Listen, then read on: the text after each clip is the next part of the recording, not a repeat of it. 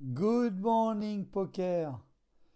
Dans cet épisode de Poker Instinct, nous allons examiner le, euh, l'apprentissage du poker. L'apprentissage du poker est régi, comme tous les apprentissages, par la transformation d'une façon de procéder, d'une prise de décision, de tout raisonnement en réflexe. Ce réflexe s'appelle l'instinct, comme l'instinct par exemple, de savoir s'il y a un danger imminent, l'instinct de la vente, l'instinct de toutes sortes d'instincts que l'humain peut créer, l'instinct de, de voyager, par exemple, dans le désert, ou du montagnard ou du marin. Tous ces instincts sont en fait liés au fait que les expériences s'empilent et ces expériences se transforment au fur et à mesure en instinct. On a eu un premier cerveau animal, un cerveau réflexe, euh, qui a emmagasiné un certain nombre d'instincts pour nous permettre de vivre et de nous concentrer sur des raisonnements. Par exemple, on n'est pas conscient du fait qu'on respire, ou on n'est pas conscient du fait qu'on est en train d'entendre ou de voir. Tout ça, c'est notre cerveau reptilien, notre cerveau initial, instinctif, qui s'en occupe. Il y a tellement de paramètres dans le poker que si ces expériences ne sont pas stockées dans ce cerveau reptilien sous forme de réflexe, elles sont beaucoup trop lentes à pouvoir être mobilisées. Pour prendre une décision, vous avez vu qu'il y a au moins 6 éléments qui eux-mêmes se subdivisent en de nombreux éléments euh, connexes. Et à la fin, la prise de décision est extrêmement complexe si on fait tout le raisonnement. C'est pour ça que certains joueurs en live tankent pendant plusieurs minutes, voire pour certains pour plusieurs dizaines de minutes, pour prendre une décision extrêmement complexe. Et aussi, il y a des joueurs qui fonctionnent très rapidement, sous forme d'instinct, et ils prennent des décisions tout à fait valables parce qu'ils ont tellement pratiqué et tellement appris du jeu qu'ils sont capables de prendre une décision sans faire appel à un raisonnement. Ce qui est très important, c'est qu'il faut d'abord commencer par empiler des connaissances et des expériences dans le raisonnement, dans le cerveau qui réfléchit. Et une fois que l'on a vu plusieurs fois la même chose et qu'on a tiré des conséquences de l'expérience, on va pouvoir progresser et la transformer progressivement en instinct. Ce qui est terrible, c'est que un joueur qui a beaucoup d'expérience ne veut pas pour autant dire que c'est un bon joueur, parce que il peut très bien avoir empilé pendant des années des expériences dont il n'a pas appris quoi que ce soit. Et la différence, c'est que quand vous faites une course et que vous courez et que vous faites un chrono, le chrono est votre résultat. Au poker, en fonction de la variance qu'il peut y avoir, le gros problème, c'est que malheureusement, le résultat n'est pas du tout lié au fait que vous ayez bien ou mal joué. Vous pouvez très bien avoir bien joué un coup et le perdre, et vous pouvez très bien avoir mal joué un coup et le gagner. Il faut donc être capable d'analyser ce qu'on a fait a posteriori pour se rendre compte si vraiment on a fait un coup qui était bien joué, EV+, ou un coup qui était mal joué, EV-, et pas du tout considérer que le résultat du coup, gagné ou perdu, constituait le fait d'avoir bien joué ou mal joué. Quel que soit le domaine dans lequel on travaille, pour devenir un expert, on suit une courbe de progression qui n'est pas du tout linéaire. On suit une courbe de progression de Fibonacci. Fibonacci est un mathématicien qui a trouvé que les fleurs, la création, la nature, toutes sortes de choses progressent suivant la, la courbe qu'on appelle la courbe de Fibonacci. Donc au début, on acquiert une première expérience, 1, et puis on en acquiert une deuxième, 2. 1 plus 1 égale 2. Jusque-là, c'est pas trop dur en maths, je pense que vous suivez. 2 plus 1, génération d'avant, donc égale 3. 3, on rajoute la génération précédente, 3 et 2, 5. 5 et 3, 8. 8 et 5, 13. Vous avez compris le système. À chaque fois, on ajoute le chiffre qu'on obtient de l'opération précédente. 21 et 13, 34 et ainsi de suite. On voit que ça suit exactement la courbe de progression d'un escargot, de la coquille d'un escargot. Et c'est ça, justement, le dispositif de Fibonacci. Ça marche pour la progression des coquillages des escargots, pour le nombre de pétales qu'il y a dans une fleur, pour toutes sortes de choses naturelles, et aussi pour la progression de l'expérience de l'apprentissage humain. Autrement dit, on ne peut pas passer d'un joueur de niveau 34, un joueur expert, depuis 1 directement à 34 en faisant 1 plus 1 plus 1 jusqu'à arriver à 34. En fait, au début, on a une progression très lente, puisqu'on passe de 1 à 2, puis de 2 à 3. Et au fur et à mesure, on a une progression arithmétique qui est plus intéressante, puisqu'on passe d'un coup de 21 à 34 sur le palier suivant. Et donc, le fait d'être passé en un certain temps de 1 à 34 est évalué par la plupart des personnes qui font de l'apprentissage à 10 ans ou 10 000 heures de travail. Et donc, la question c'est comment on fait pour être un peu plus compact que 10 ans ou 10 000 heures sans pour autant rêver et croire qu'on peut en 3 jours ou en 3 semaines, comme j'ai lu dans certaines méthodes, devenir un bon joueur. Pour devenir un bon joueur, je vais vous livrer les 3 secrets des bons joueurs.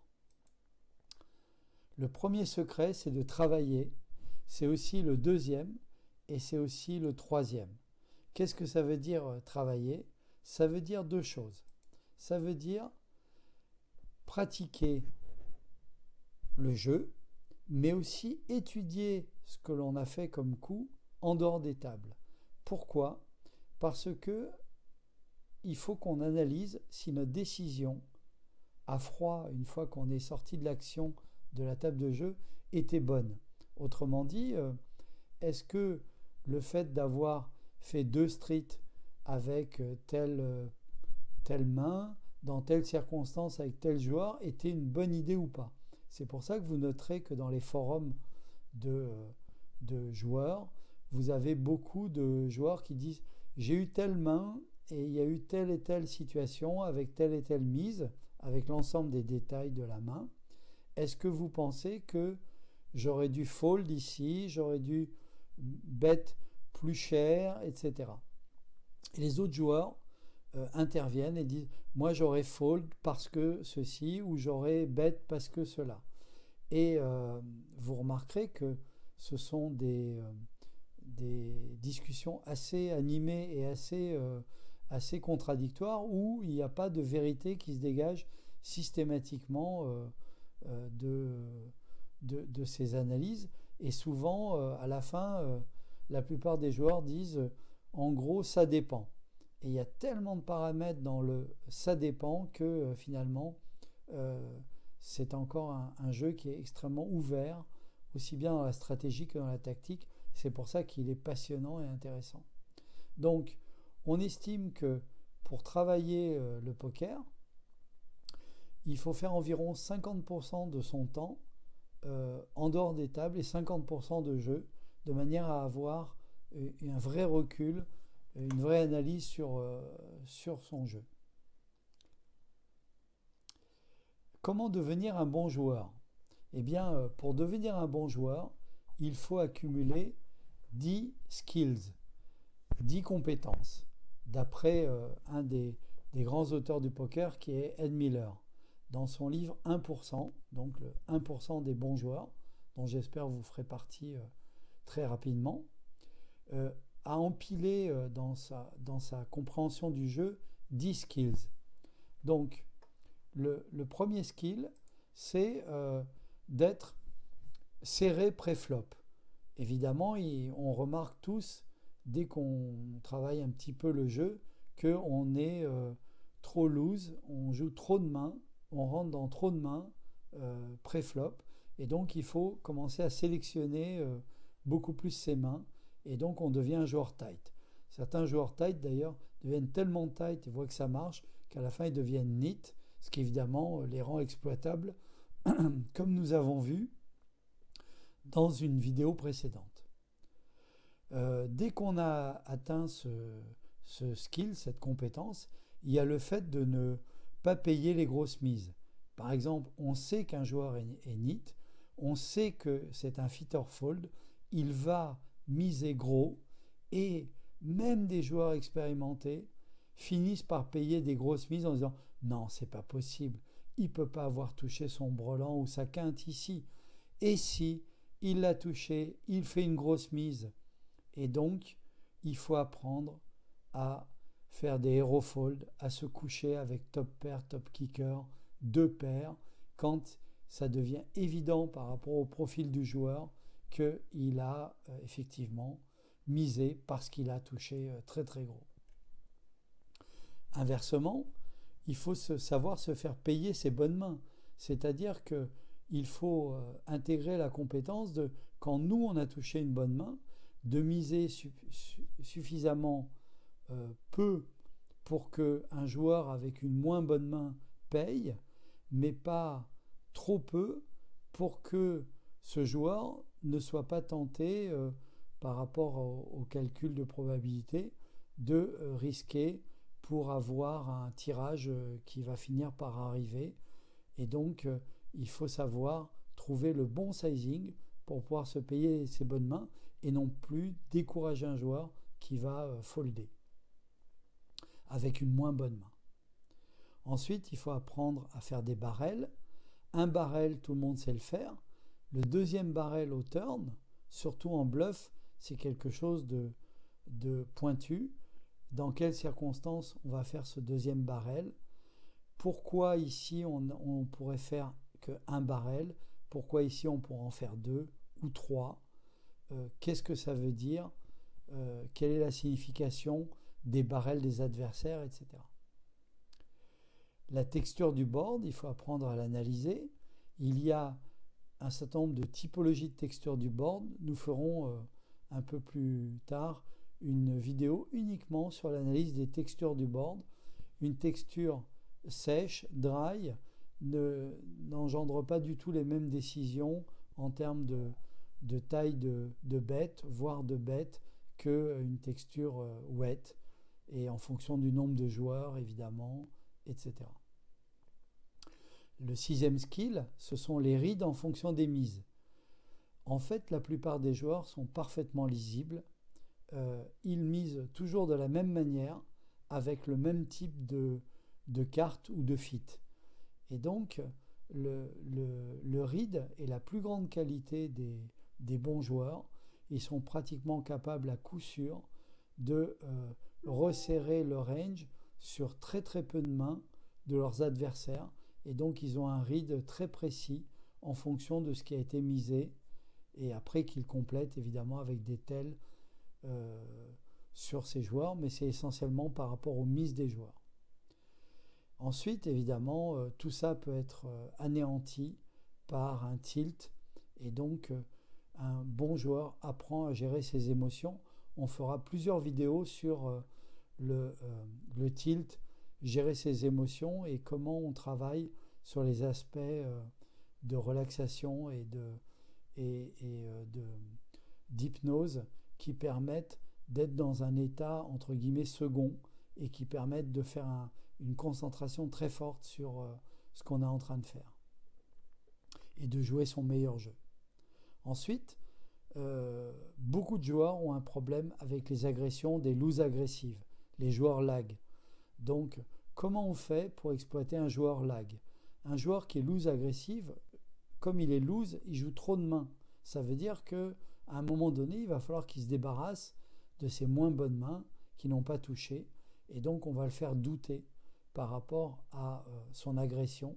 Et on va évidemment avoir deux tactiques, celle de tout payer avec de très bonnes mains, ou bien d'être encore plus agressif en bluff, et donc qu'il évite dorénavant de vous agresser, par exemple, en faisant des restyles, des 3 bêtes, des 4 bêtes, etc. Il y a également un skill très pointu qui est pas commun, c'est de savoir jouer avec un deep stack, avec 100 blindes, avec 150 blindes, en tournoi bien sûr. En cash game, c'est à peu près la norme. En tournoi, beaucoup de joueurs vont faire all-in avec 80 blindes en début de tournoi, en ayant top pair par exemple, avec un kicker moyen. Et donc, évidemment, ils vont être payés par mieux, un brelan, 2 paires, et c'est fini pour le tournoi. Tout le système d'overbet également, tous les moves qu'on peut faire avec un deep stack et qu'on ne pourra plus faire après avec des stacks moindres, c'est là où on peut acquérir cette skill de savoir jouer avec un deep stack, de martyriser la table lorsqu'on a un monster stack, etc. Et puis le dernier, évidemment, c'est quand on fait partie soi-même des bons joueurs, c'est de combattre les bons joueurs. Et qui, quelquefois, peut se résumer à passer son chemin. Et donc, comme entre deux requins, il se renifle et puis il s'attaque à des plus petits poissons. Il va falloir apprendre à combattre les bons joueurs, probablement en les évitant. Quelles sont les qualités d'un bon joueur ? Eh bien, tous les bons joueurs agrègent ces 5 qualités que j'ai résumées suivant l'acronyme PODAC. D'abord, un bon joueur, et c'est la qualité numéro 1 d'un bon joueur au poker, c'est d'être patient. Pourquoi ?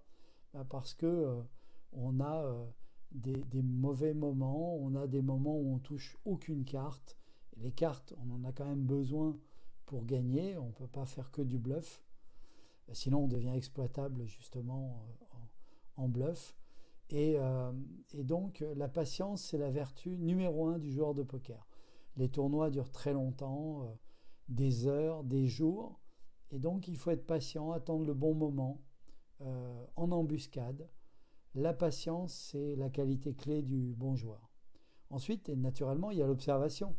Si on se concentre que sur ces cartes ou si on est distrait par tout un tas de choses connexes, on n'observe pas ce qui se passe sur le jeu, sur la table, et évidemment, on ne va pas pouvoir exploiter des joueurs dont on n'a rien observé.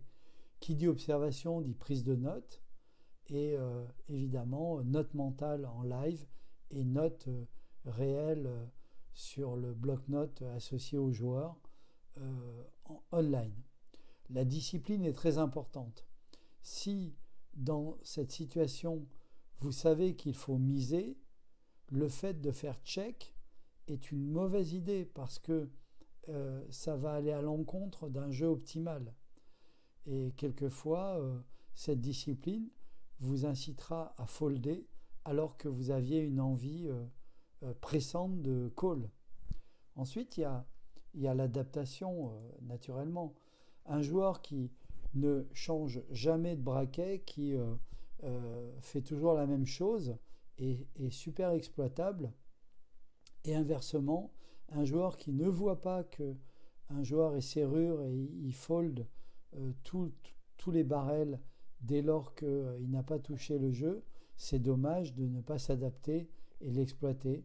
Donc l'adaptation, c'est surtout le fait de passer du jeu GTO en attitude au jeu exploitant et ne pas hésiter à être soi-même exploitable en s'adaptant à des joueurs qui sont eux-mêmes exploitables. Et donc du coup, ça nécessite du courage. Si vous avez un joueur qui est maniaque, qui fait all-in 8 fois de suite, ça serait quand même incroyable que la 8e fois, il ait les as. Et donc, il faut avoir le courage de payer le all-in avec votre paire de 8 et très souvent, vous serez récompensé. Également, à river, vous avez un read, vous pensez qu'il a misé tapis en bluff et si tout le déroulement du coup vous incite à ça, il faut avoir le courage du hero call de payer par rapport à cette situation-là. Le mental aussi d'un bon joueur se résume à un acronyme que j'ai appelé Moko Seiko pour mémoriser facilement. Le mot vient de motivation, c'est-à-dire que vous aurez du mal à bien jouer au poker si vous n'avez pas envie de jouer au poker. C'est pour ça que beaucoup de bons joueurs à un moment décrochent, prennent des vacances, se ressourcent, etc. pour retrouver de la motivation. La motivation, elle est fondamentale dans n'importe quelle activité, qu'elle soit professionnelle ou ludique, parce que si vous n'êtes pas motivé, si vous n'avez pas envie, en d'autres termes, vous ne pouvez pas être un bon joueur. Vous ne pouvez pas être un bon professionnel de n'importe quelle activité parce que vous n'avez pas envie. C'est pour ça que dans le management, il est très important d'avoir des équipes motivées parce qu'une équipe non motivée, elle perd. Du coup, ça nous emmène sur la confiance en soi. C'est très difficile d'être motivé si on n'a pas confiance en soi. Donc on va travailler la confiance en soi et cette confiance en soi, elle est soumise à une courbe qu'on appelle la courbe Dunning-Kruger, que les psychologues appellent de ces deux noms-là, des psychologues qui ont trouvé que quand on n'y connaît rien dans un domaine, on a une confiance en soi stratosphérique. C'est tous ces experts qu'on voit sur les réseaux sociaux qui donnent leur avis sur des domaines comme la médecine ou la physique nucléaire dans lesquels ils n'y comprennent rien, mais ils donnent leur avis. Et la confiance en soi d'un joueur débutant au poker est incroyablement élevée. Ensuite, elle dégringole au fur et à mesure des bad beats et des pertes de sa bankroll. Et puis elle se restaure au fur et à mesure du travail et elle atteint finalement chez le très bon joueur une confiance équivalente au sommet des joueurs qui n'y connaissaient rien et qui avaient confiance en eux par surestimation de leur capacité ou de l'incompréhension du domaine. Cette confiance en soi entraîne une certaine sérénité qui est indispensable pour jouer au poker. Si vous êtes contrarié, si vous êtes énervé, vous êtes susceptible du tilt et c'est très dommageable à la prise de décision. Et du coup, ça entraîne cette sérénité, une très bonne concentration, un très bon focus et ce focus vous permet de rentrer dans la fameuse zone qui va vous permettre de prendre des bonnes décisions sur plusieurs heures et de rester concentré pour pouvoir jouer votre meilleur poker.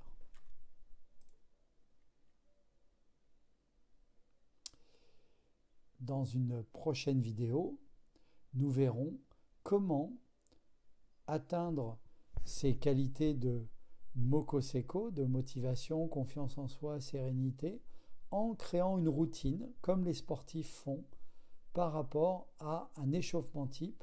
Et nous verrons également un débrief type dans la prochaine vidéo. À bientôt!